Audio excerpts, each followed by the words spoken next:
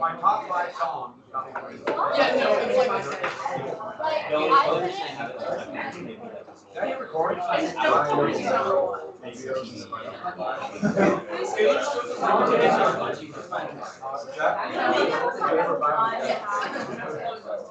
Cool. All right, here we go. Did I give you the reading assignment? Yes.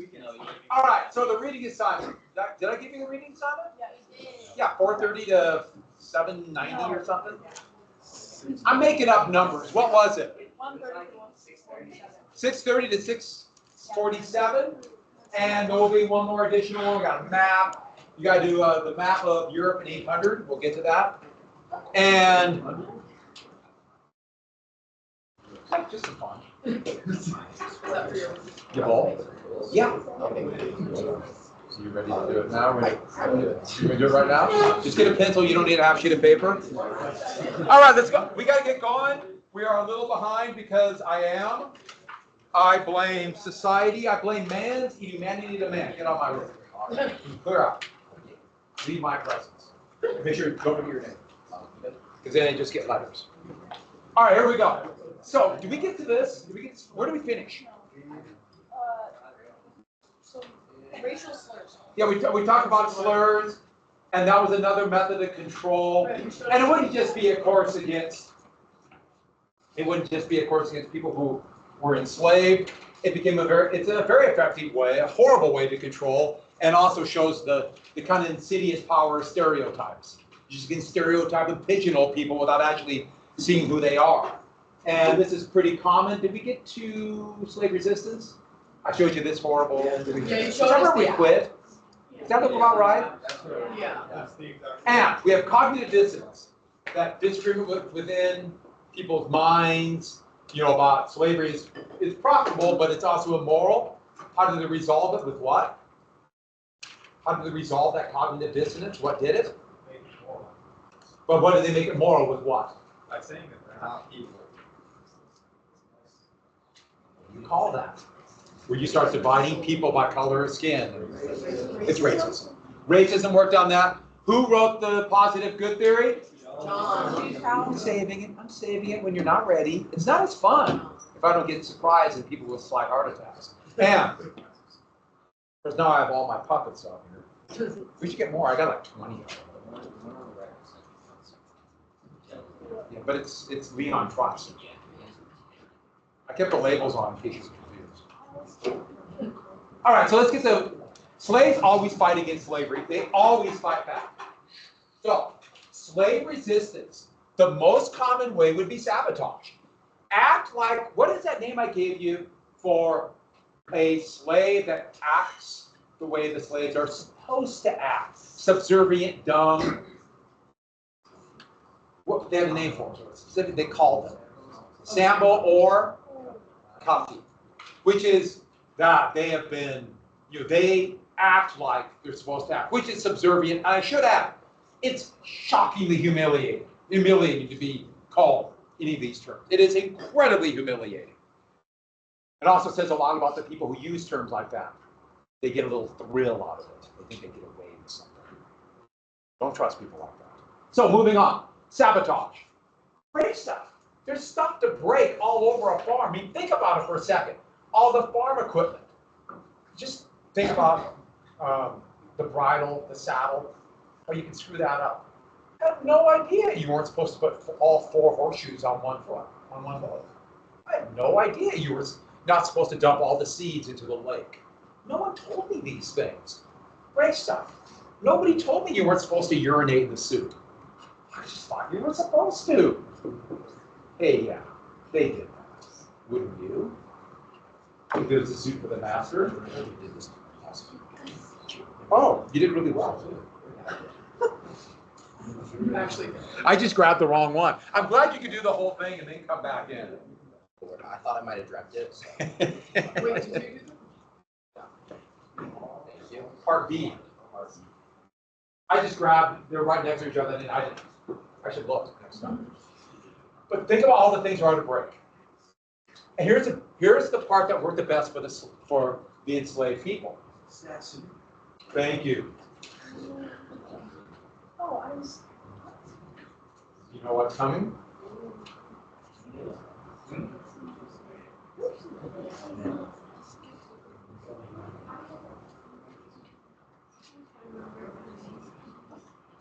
You know why you're leaving?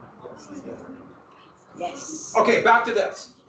Slaves are supposed to act stupid. They're supposed, remember, a copy acts dumb. Well, if they're dumb, won't they make mistakes all the time? Because they're supposed to make mistakes. So they act like they're supposed to, and that will cover up when they break stuff. Cover up when they literally try to destroy stuff. Make it more difficult to do the work. Just do things that will slow the process down. And therefore, it creates a problem for the slave owner, who's acting like slaves are supposed to be dumb. So when they do dumb things, can I punish them for that? It's a real problem. And what if you punish them too much? Frederick Douglass was punished for a mistake in the kitchen, and he ran away. That's why he ran away. He thought he was punished too much. Or for that matter, he punished the household help. That's when they do things to the food. How do you know if you're just sick or they did something to the food they prepared? What a way to fight back. That is why, and add this to your notes, slavery did not work in factories. It just didn't work. Slavery did not work in factories because there's too much to break. Think about the complexity of a textile mill, or for that matter, any modern factory, any modern production facility. So in World War II, Germany enslaved hundreds of thousands of people in areas that they conquered and forced them back to Germany. I should have added mostly people your age, because then they would be hostages, and therefore that would control the areas they're conquering by saying, we have your children. So 15 to 25. Older people too.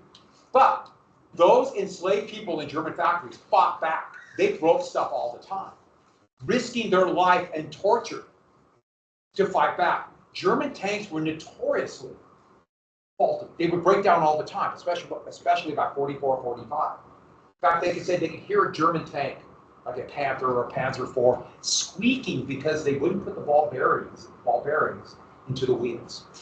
Because you can't see if there's no ball bearings. Ball bearings allow for the wheels to turn without metal hitting metal, and the tanks would break down. They helped win the war against Nazi Germany, and that shows while slave labor, they fight back, and especially in factories. So back to this, they would break stuff. And that where we get to the point I talked about, what was the system where they would set a number, and if you didn't meet that number, you were tortured? Pushing or quota. And so they would just use that, or I'm sorry, they would not meet their quota, whatever it might be. Let's get to the next step. Spirituals. Spirituals and religion would be used for a way to hide, to meet, especially when they started banning assembling of slaves, because they might be plotting a rebellion. But church and spirituals would be code. And I'll give you one, steal away to Jesus. And so almost all would be converted to Christianity, and it's steal away to Jesus, steal away to Jesus. I ain't got long to stay here. What are they talking about here? Huh? Say it again. Yeah, getting away from this. Running away. It's code. It's a way to fight back. Hey, it might seem little, but they add up. It's a way to fight back. It's a way to hide what they're doing. And that is one thing that this right here is a funeral. And funerals would be celebration on the plantations because they finally go. And that's why I've been to New Orleans a few times. And when I was in New Orleans one time, there was a funeral. I just happened to be going by. It was like a parade. It was a big celebration. I'm really glad I witnessed this because I'd heard about it. And I got kind of sucked into it. It was really kind of amazing. But that celebration legacy exists in in certain areas, and I'm glad I got to see something. You know, it obviously a little different now because it was what, 2015. Next, run away. So I put down, and I thought this is kind of funny. Remember, there really didn't know dictionaries yet, so it ran away, no grammatical rules, they're all brand new, but run away. And they knew they had to run away past really very dangerous slave patrols, who would be made up of these poor, mostly whites, who could not afford slaves, but if they got the reward, maybe they could. And I thought these were pretty interesting. So these are the $100, still a big reward. Do another, 3 in a row.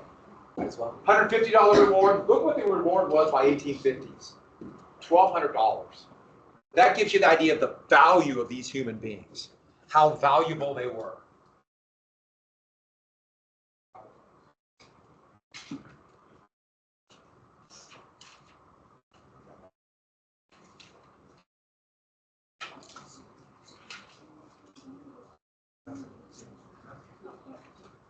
Step side up. Oh.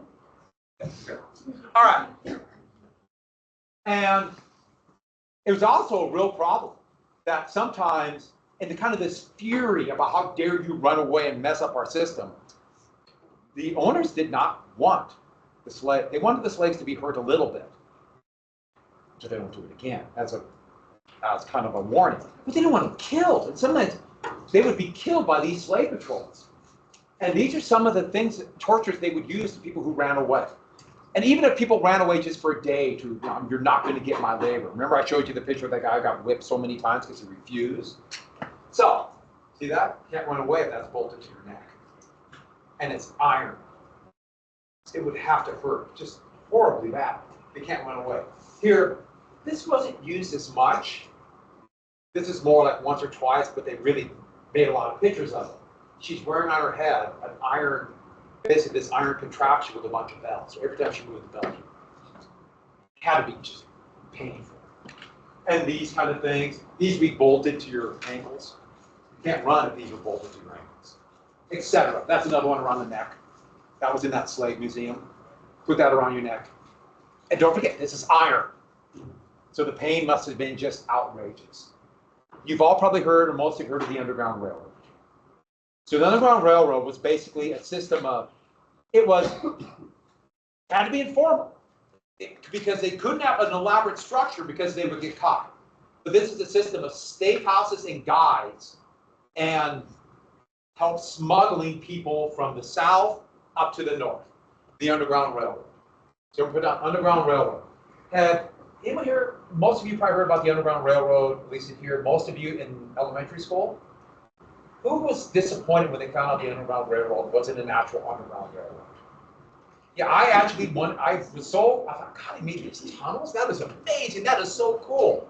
I was so sad when it wasn't a real railroad. But you can see what it basically was. A system of safe houses and guides that would get people to the water so they could be smuggled on ships, either on steamboats up the Mississippi or on ocean-going vessels, or up the Appalachian Mountains. And in the South especially, anybody helping slaves escape, that was a death penalty. Actually, they'd probably be tortured. They'd be lynched. And the thing is that this area was hostile to what they called fugitives. So they had to get to here or Canada. Remember, Canada's a British colony. And here is a picture of the slave patrols and the dogs they would use to run people down. Slave patrols were just terrifying. And then they would kind of morph into patrols to hunt runaway slaves and deserters in the Civil War. One of the most famous stories of somebody was Henry Box Brown. He would get the nickname Box. In 1849, he shipped himself north in a box by the mail. So he huddled in this little box. It was like 3 by 3. It seems, I can't even. And shipped himself north. But I love this picture. It become one of the most famous ones. They put it in these abolitionist journals. And I find it really hilarious. He's in a suit. Yeah, he's going to be in the suit for a week-long trip. He can't get out in this box. And then he just kind of hops out of the box. I'm here. Like a Jack in the Box. I just find that hilarious. He would not quite look that way. But what the heck? And you need to write this down. I put this down. I just wrote this down because I'll tell you, one of the best places I've seen besides Nauvoo, Illinois, for the Underground Railroad, was in Savannah, Georgia. And the African Baptist Church was a church constructed by slaves, still used today. They kept building this tower higher and higher, and then a hurricane came through, and that's what the tower looks like today. It all fell down. It's pretty rickety. But so my wife and I were in Savannah. We went here. We heard about it, really want to go, and it's one of the best experiences I ever had. You pay a little bit because that's how they keep with the church. Pretty poor parishioners, and do a tour of it, and they do a little talk, and this is what the floor looked like. So the floor had all these designs and holes in it. And I showed you how the slave owners, so this was a slave church with a few places they could assemble. And the slave owners would walk through and they see these designs, these holes in the floor, and they basically did these silly stuff. They're primitive designs. What are they? Air holes. Yeah, it's a false floor. There's a 4-foot underneath floor, so people running away can hide. And you can go in there, but you got to really like spiders and others. Various other animals. I just peeked, and it's really ingenious. It's about it's about a third of a mile to the docks. Savannah is a major harbor. The Savannah River is huge. It's still one of the biggest harbors in the world. And a 3x3 tunnel was underground, where people in here, when the time was right and the ship could smuggle them, they would crawl on their hands and knees in this tunnel. That's courage. I get a little bit kind of just thinking about going through a 3x3 tunnel. I'm not like a fit. Kind of this go down the tunnel. That is real courage. One of the things about this that really made me sad, but tells you a lot about the state of the way that things happen out of this system. When we were there, we were with a lot of other people. They did a guide. It was great.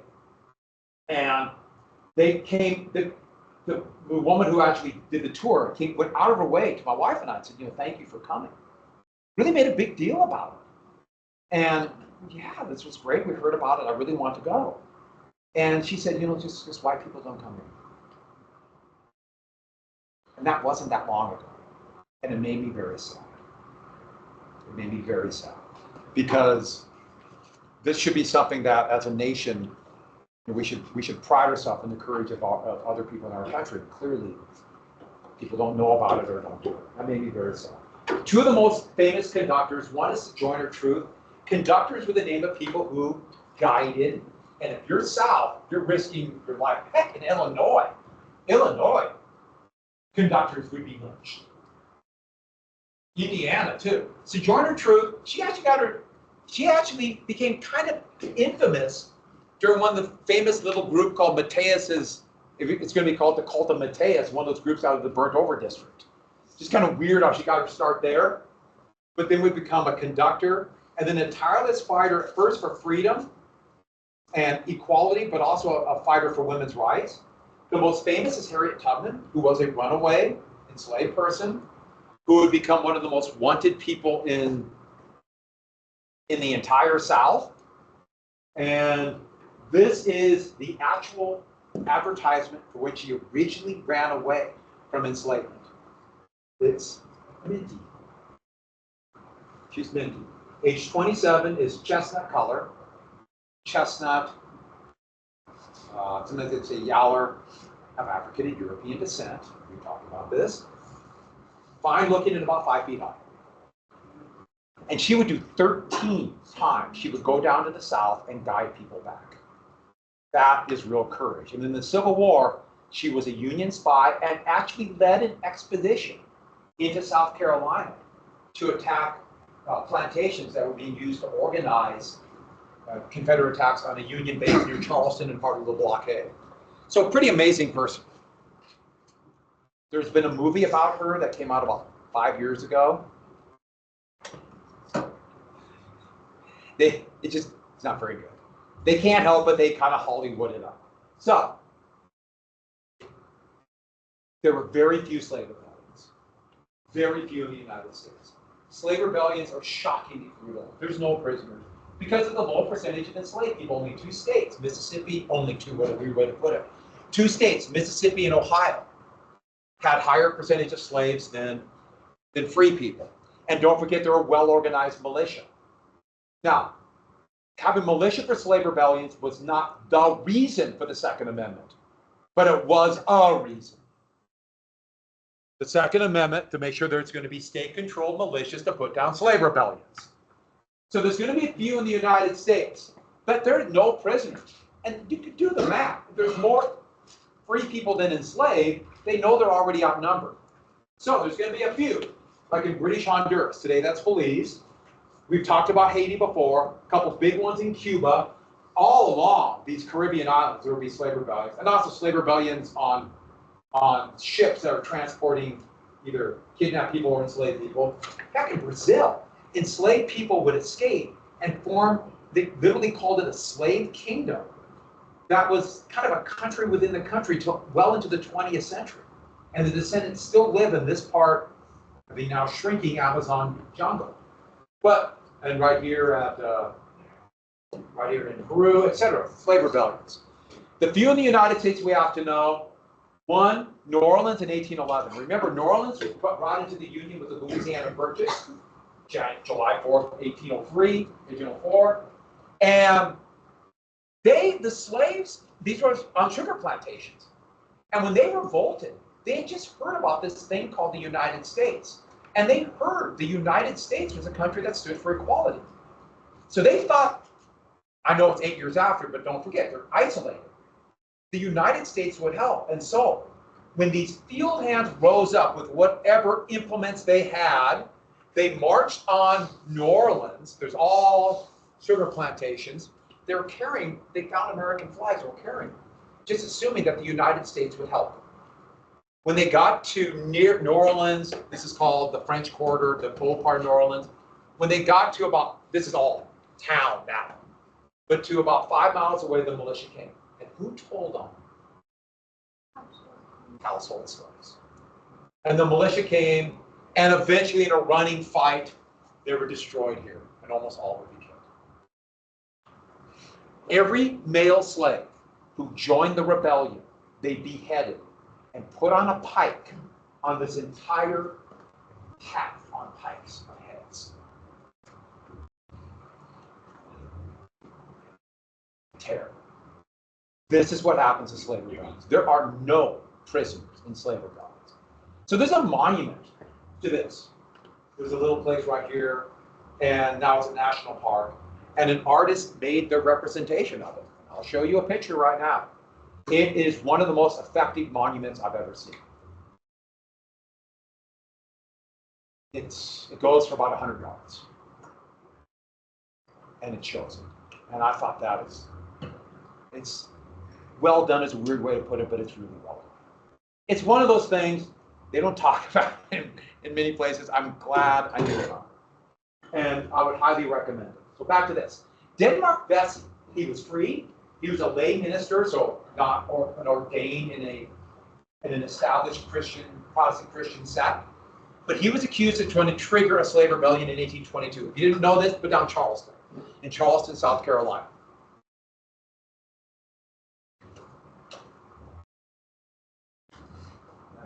Okay, and we don't know if he's really going to do it. There was this almost like a panic about rebellions in Charleston. And so the story is, with the household help of one of the governor, said that he went to a sermon and heard that he was talking rebellion. He could have just been using the code language of spirituals. We'll be free someday. But they accused him, they would arrest him, and they supposedly covered this massive conspiracy. To this day, we don't know it was real. But freaked out South Carolina. But remember, South Carolina's already freaked out. They had the highest percentage of slaves of any state. But the biggie, the most important we have to get, is Nat Turner. 1831. He was educated. A lot of slaves could read, write, do math. Makes it easier to do work. You can use them for different, like payroll, bookkeeping, basic work. He also was a lay preacher. And he not only would use the coded language in their kind of makeshift church, in the country they would meet in the swamps outside of its plantation. Oh, I didn't put this down, it's in Virginia. And they would plot. And basically he said through his reading of the gospel, slaveholders were abhorrent sinners, and we must fight for our freedom. And don't forget, there are no prisoners in slavery. The slaves know what's going to happen to them, so they can't allow people to tell on them. It started at Nat Turner's, where the plantation where he was enslaved, and went plantation to plantation. Eventually, 55 men, women, and children would be killed by those who were revolting, and using butcher, because they're using whatever farm implements they have. Everything, machetes, the hoes, the axes, the scythes. It was just brutal. Or makeshift weapons. And here is a very melodramatic picture from a Richmond newspaper, but the militia came, and we all know who told. The third house, household help came. Household help told. That's ingratiating them to the people they live with. Eventually, 120 slaves would be killed while putting down the rebellion, and 53 would be executed. There was a trial for Nat Turner, and it's going to be publicized all over the United States. I want you to think about this for a second. So they're saying that slaves aren't real people. They're not real humans. They're property. Why would you have a trial? Does property get a trial? Do you see the contradiction here? How can you give the trial to someone who's not a citizen? Or at least not relatively equal, therefore how can you enslave them? But they wanted to publicize it. I should have had Nat Turner kind of turned the tide on him, but of course he is going to be executed. This is going to freak out the South. Hard to find anything bigger than Nat Turner. So, remember we've already mentioned slave codes. Stricter slave codes are going to come in, and these will be simply known as the Nat Turner laws. This is a picture of Virginia where it happened, little sign. It's it kind of sugarcoats the fact that you have furious slaves who are treated with ungodly brutality. It's complex is the point. So what do they have to do? Well, the big one is they had to wear tags. Everybody of darker colored skin. So that means free or slave. If you have darker colored skin and might be confused as a slave, you had to wear a tag. So tags saying you're field worker, tags saying you're free. Reminds me of something that came out of World War I called dog tags. You probably heard about that. Tags you would wear, a soldier would wear. For servant, here is for pretty horrific, but that is a real one right here. Name of biscuit. But they would wear these tags. And if you were free, you had to wear one too. So if you were a freedman, a former slave, you had to have this, or they would assume you're a runaway. And if they assume you're a runaway, they would take you, and if nobody claims you, they would sell you, whatever the local authority, and pocket the money. That's the system it was. In the 20th century, this would be called internal passports. You had to show them, or you're arrested. And get ready for this. So, next, education. They limited education. Slaves could still be educated, but they limited it. So they couldn't read abolitionist material. And if they were in a position where they did not need it, like most field hands, they could not be educated. I remember being in elementary school, my teacher telling us that slaves were not allowed education. Not quite, but they would be limited. Next, limited assembly, strengthened the militia, censored the mail of any abolitionist material, and then one I've already mentioned before, gag rule. They put a gag rule in Congress. All this came out of Nat Turner. And I can't emphasize again the just collective panic because of Nat Turner. See it tomorrow. And the big reason for the panic? 1831 was the first year that abolitionism became national. Abolitionism. The anti-slavery movement. William Lloyd Garrison would publish his newspaper, The Liberator, in 1831. And Southerners immediately blamed that newspaper, thus the censorship of the mail, for Nat Turner. Frederick Douglass, the next decade, would escape from slavery, would escape to William Lloyd Garrison. That's Garrison right here. Some weird imperfection makes it look like he has a hole in his head, and Douglass would escape, and he would start his own abolitionist newspaper with the great name North Star. Running away, you follow the North Star. Great name. He also would write his autobiography, but he really pushed for, first off, freedom, but then equality. and would fight for equality during Reconstruction, and when Reconstruction would be shattered in the South, he would continue to fight till his death. And not just equality for men. Remember, he was at the Women's Rights Convention. Do you remember the name of the Women's Rights Convention in 1848? Say it again. That's it. Seneca Falls. Very good. And he understood something from his writing. He didn't buy into that myth that it was always this way. He knew it started with the class conflict of Bacon's Rebellion. He knew this. Now, he was educated as a slave because he did bookkeeping in this house. In this household, he was a household slave. But he was obviously brilliant. And it's all about status. All about status. Who's going to be on top? And they basically agreed that slavery was immoral. But after that, there's going to be a disagreement. Garrison, and especially Douglas, and many abolitionists believed in equality. But not all. Many thought slavery was immoral, but no, they're not. The former slaves are not equal. And a significant number believed that the former slaves, called freedmen, should be sent, and they would say the word, back to Africa. Which is amazing, because by 1860, virtually all of the 4 million enslaved people in the United States were born in the United States. But they would say, back to Africa. And they wanted a white republic. Slavery is horrible, horrible, abhorrent, but probably half of the abolitionists and all the free soilers basically believed this. I'll tell you somebody you might know the name who believed this. Abraham Lincoln. Slavery is immoral, but it should be white republic. Until the war changed it. People can change. They can evolve or devolve. It happens both ways. We're all evolving in here. Well, you guys are. I'm a fossil. But you guys are evolving. So, abolitionists would create the American Colonization Society way back in 1820. And the idea is to send, it'd be privately funded, but for the next 45 years, they would talk about getting federal money, taxpayer money, to take freedmen and ship them to Africa. They even created kind of a little enclave they bought, it's complex, on the west coast of Africa. And the capital is right here on it, Monrovia, named after President Monroe. And it's still there. So these are some of the former enslaved people who were sent to Africa so that they could be with their own type.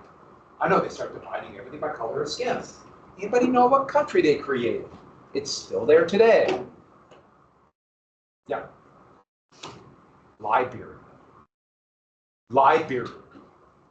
It'd be one of two countries that escaped colonization, even though, unfortunately, the people from the United States, the former slaves, became kind of like colonizers. And it's going to be this weird two-tiered system, and that's why Liberia's had, what, 5 civil wars in the last 60 years? Brutal, horrible civil wars. Poor Liberia. They were also going to make something called Maryland. That didn't happen. So, no, attention. I just like him. You can't help but come to attention, right? Let's write a thesis statement. All right. So there's your question. You're going to write a thesis. Don't moan, you whiners. Jeez. Just imagine if something really bad happened. Imagine you've had my life. What I had to go through as a kid, growing up on the mean streets of Miles City. Just a practice thesis, just a practice. What methods did slaveholders use to justify slavery? Remember, the main theme of the question, you need a why, something to tie together. How you're going to address it, something economic, political, or social. Or you can use that if you can't think of something specific, economic, political, or social. And then you're going to write a 5-paragraph, you're acting like you're writing a 5-paragraph essay. It's just practice. A, B, and C. And we talked about a lot. From cognitive dissonance, we talked about that horrible man. We talked about justifications for slavery. Go! Oh, that's just cutting skills. medieval England. Does it really good. It's really good on the history channel about but it has a lot of this really.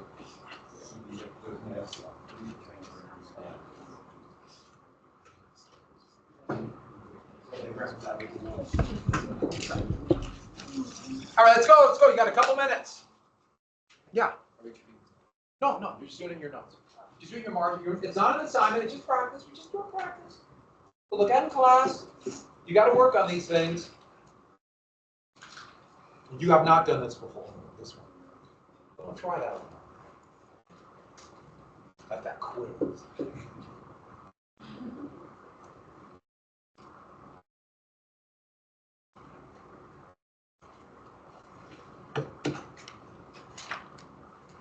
We might have theories that would work, ideas that would work. Not even humanity.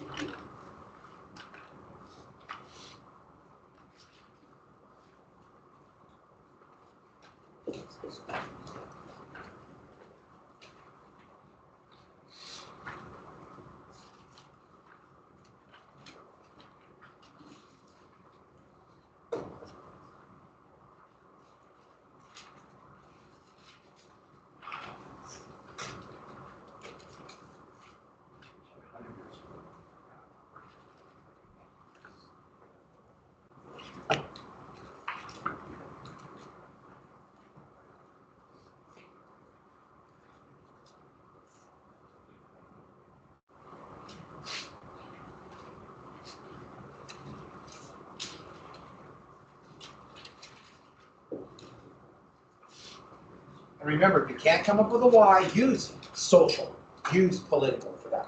Just something to tie it together.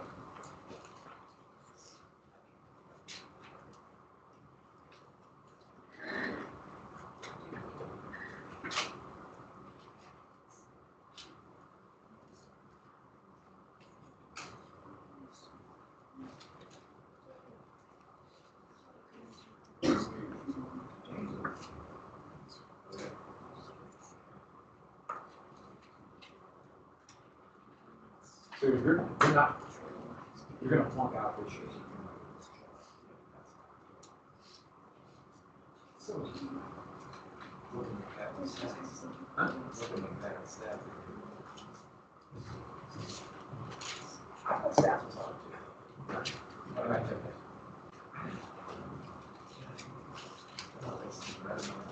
I remember. Actually, I remember one time.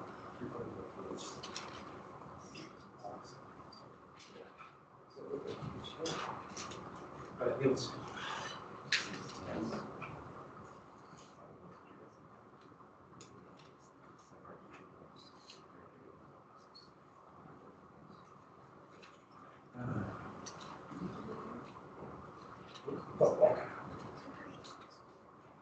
Knows your stuff. Okay, are we getting close? Go back, make sure you have actually addressed the main part of the question. You've addressed, you have some kind of why, something to tie it together, and then you have an A, B, and C. Remember that be the topics of your 3 body paragraphs. Not writing, just practice. Now, A, B, and C. Okay.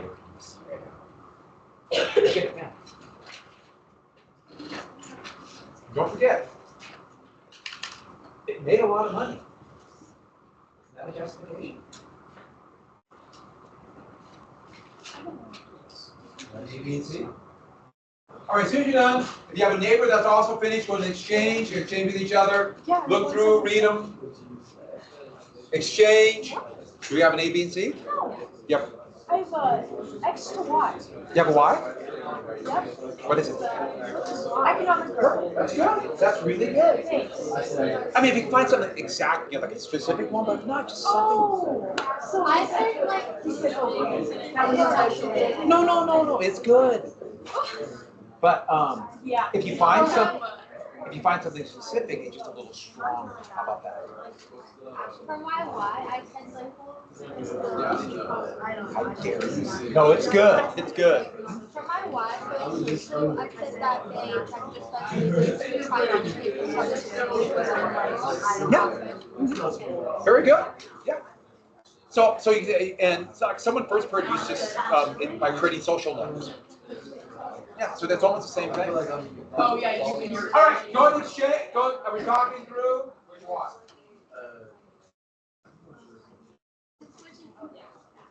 Sure, yeah, here you go. Yeah, so that's on business. We have a. Love it. Very good. That's very good. Very good. Good. We have it. Did anybody read one that is so good, that is so amazing, that it arguably changed your life? I don't think you. That you're going to be a different person walking out of here. Would anybody like to volunteer and read this? Are you afraid? Do you want to volunteer somebody? Because if you volunteer somebody, that's my way of volunteering you. Sam was pretty awesome. They Huh? were so good at like making. So Thomas, thank you for volunteering. Go and read yours. I appreciate it. Self-invitation voters justify slavery to the 150 years slavery. The racist theories of slavery here. So what are your A, B, and C again? Read that one more time. Good.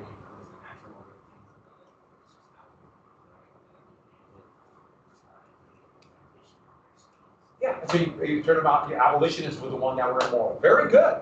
Very good one. Anybody else want to read it? And that look, next one we're going to write, we're doing another 4 paragraph, but I'm just practicing with 5. It's the same thing, it's just different sizes. Anybody else? One more person to volunteer? Sam, do you mind reading yours? You can take care of him after. Yeah.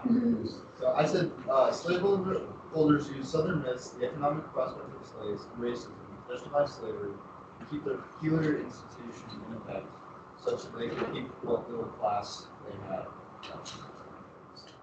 So it sounds good. What's your A, B, and C? So Southern myths, economic prospect of slaves, racism, peculiar institution, and keep the class in effect. So that sounds like 5 things. A, B, and C would be Southern myths, economic prospect. Okay, good.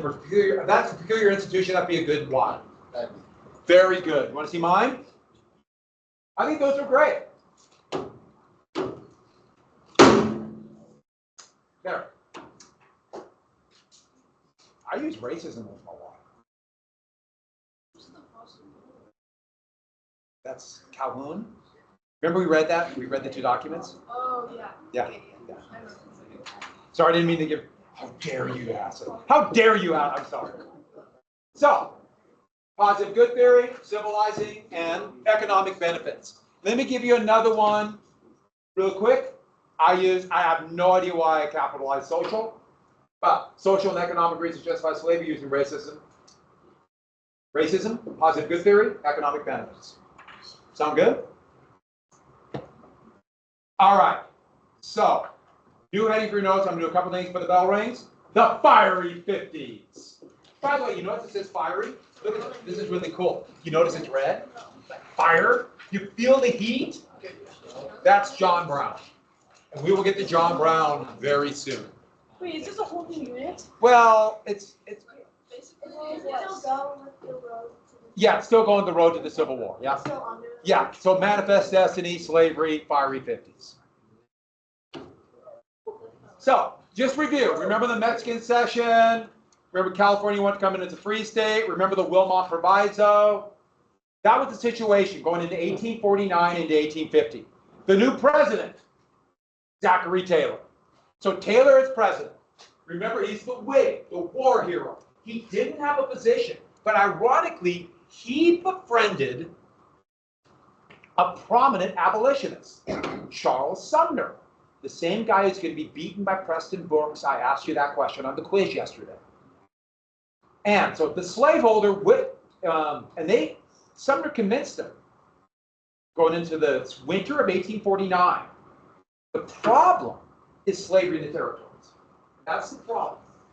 The problem is the territories, not the states. once the states are done, it's done. So we could skip that slavery in the territory step. Nobody will fight. So he came up with a great idea, he thought. Let's just make 2 states. That's him as like on a scale, balancing both sides. 2 states. A big California and a massive New Mexico. 2 states with their existing laws and customs. So would they be free or slave? Did Mexico allow slavery? They were free. So that is his plan. 2 big, really big free states. We skip the slavery in the territories. Everybody could come together in a hug. Everybody's fine. Right? Sound good? Does that sound like a good plan? And once he made up his mind, there's no going back. And he remembered what Andrew Jackson did during the nullification crisis. Well, let's put it this way. He is now much like this person in a costume in a Japanese game show that's going to have to wade through a minefield. That is a real Japanese game show. And you have, the contestants have to like go through all these obstacle courses in like costumes. And I know what you're also thinking. The Japanese have awesome game shows. Who would respond the last thing for today? The Fire Eaters. A new wave of Southern, rabidly pro-slavery people.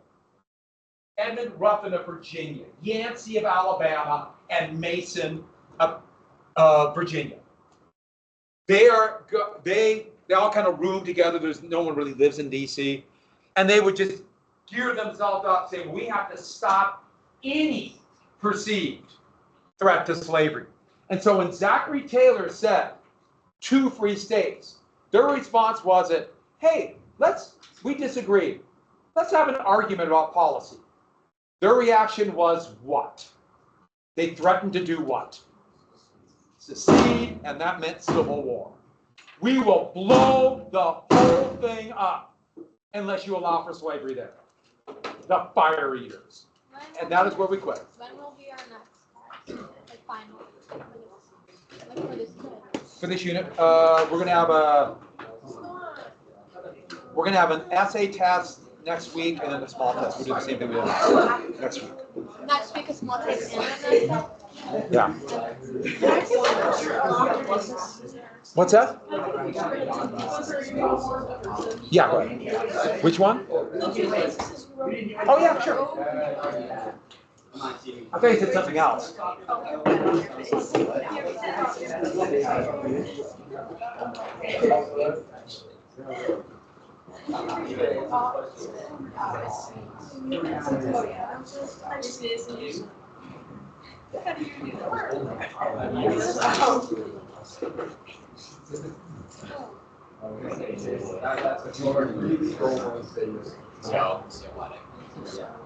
Could you go back? I thought you took the picture already, my fault. No, you're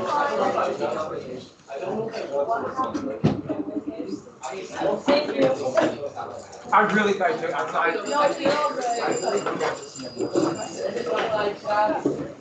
Goodbye, everybody.